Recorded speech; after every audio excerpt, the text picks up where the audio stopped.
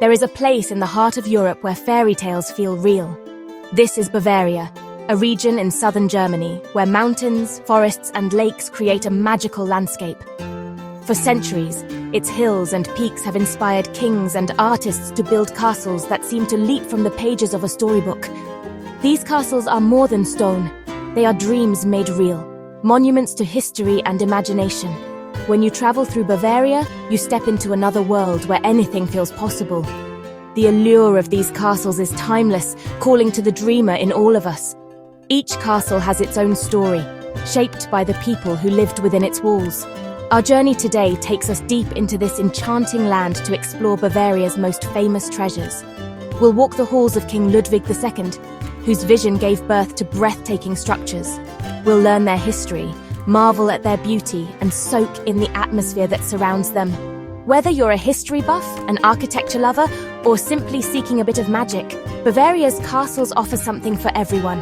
They inspire awe and curiosity, reminding us that beauty can be found in both grand gestures and small details. So pack your bags and open your heart. The fairy tale is about to begin. Our first stop is Neuschwanstein, the ultimate fairy tale castle. Perched on a rugged cliff above the Polat Gorge, its white towers reach for the sky. Built by King Ludwig II in 1869, Neuschwanstein was never meant for defense, but as a private retreat inspired by his love for Wagner's operas.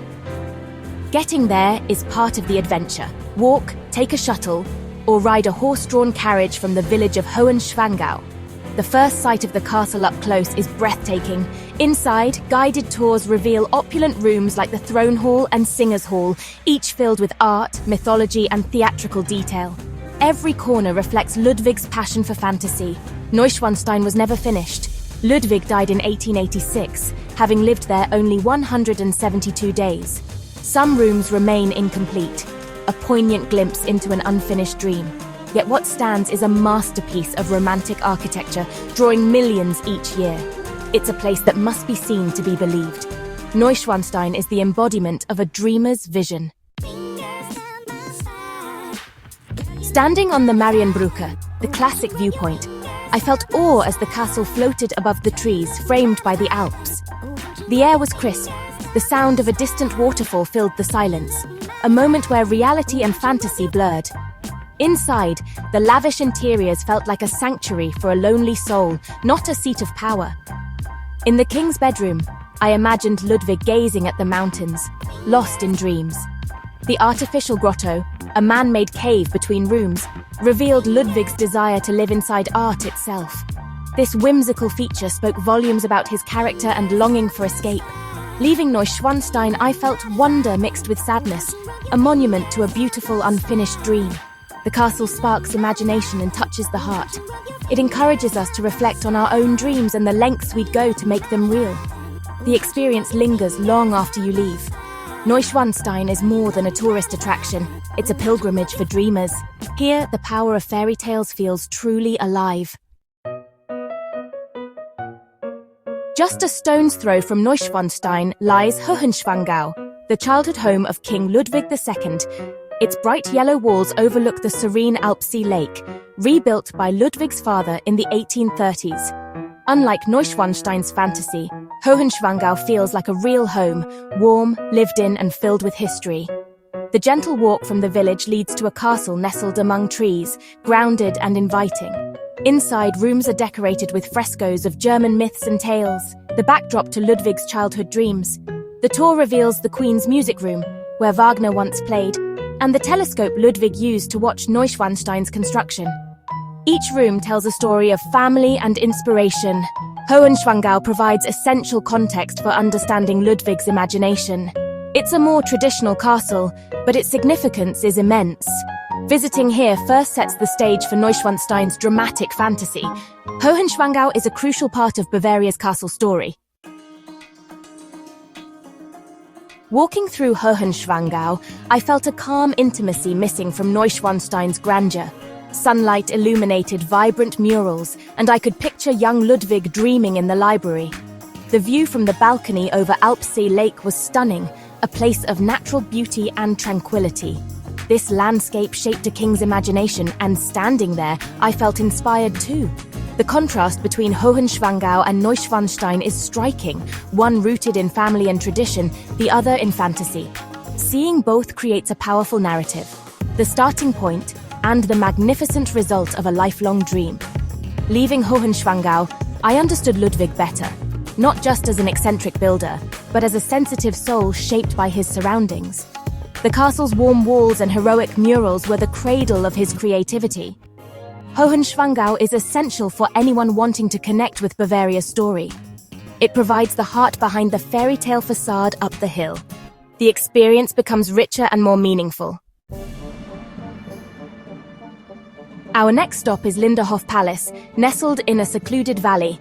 If Neuschwanstein is a grand opera, Linderhof is a delicate sonata, the smallest of Ludwig's palaces, but the only one he saw completed.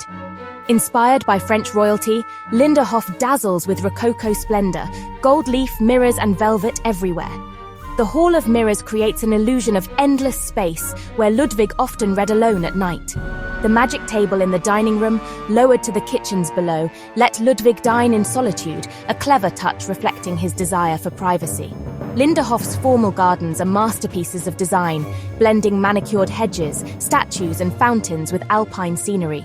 Terraces lead to the Venus Temple, offering magnificent views of the palace. Exploring these gardens is a joy, a harmony of art and nature. Linderhof is both grand and intimate, a reflection of Ludwig's complex personality. It's a glittering jewel box filled with beauty and eccentricity. This palace is a must-see for anyone enchanted by royal dreams. Beyond Linderhof's gardens lies its most fantastical secret, the Venus Grotto. This artificial cave, built as Ludwig's private theatre, is a wonderland of stalactites, a subterranean lake, and a golden boat. Advanced for its time, the grotto featured electric lighting that changed colours to match Wagner's operas. Ludwig would be rowed across the lake, immersed in his fantasy world. Standing inside, you feel the sheer power of his creative vision. The grotto is a space of pure, uninhibited imagination, a private world of myth and legend. Visiting the Venus Grotto was the most magical part of my Bavarian castle tour. It's a testament to Ludwig's dedication to art and his need for beauty beyond reality. While Neuschwanstein was his public statement, Linderhof and its grotto were his private heart. This hidden gem is a must-see for dreamers and art lovers alike. The magic here lingers long after you leave. To make the most of your Bavarian castle trip, plan ahead, book tickets online, especially for Neuschwanstein, which sells out fast. Consider combination tickets for savings and convenience. The best time to visit is autumn for smaller crowds and stunning colors, but each season has its charm. Wear comfortable shoes and bring layers, the mountain weather changes quickly. A small bag, water bottle and camera are essentials. Large backpacks aren't allowed inside. Give yourself plenty of time, don't rush the experience. The magic is found not just in the castles, but in the moments between, walking by lakes, exploring forests, and soaking in the atmosphere. Enjoy a coffee in a village cafe and let the journey unfold. Slow down and be present to create lasting memories. The journey is as important as the destination. Bavaria's castles reward those who linger and explore. Our journey through Bavaria's castles ends, but the wonder remains. From Neuschwanstein's soaring towers to Linderhof's intimate splendor, these castles invite us to dream. They tell the story of a king who built his fantasies, reminding us of imagination's power. I hope this journey has sparked your curiosity and inspired you to see these places for yourself. Travel opens our hearts and minds, connecting us to history, culture, and beauty. The spirit of King Ludwig's Bavaria encourages us to seek the fairy tale in our own lives. The magic isn't just in the stones, but in the act of discovery and awe. Keep exploring, keep seeking places that inspire you. Thank you for joining this adventure. There are many more stories to share. Subscribe for more travel inspiration as we discover the world together. Until next time, keep your spirit of travel alive. Happy travels.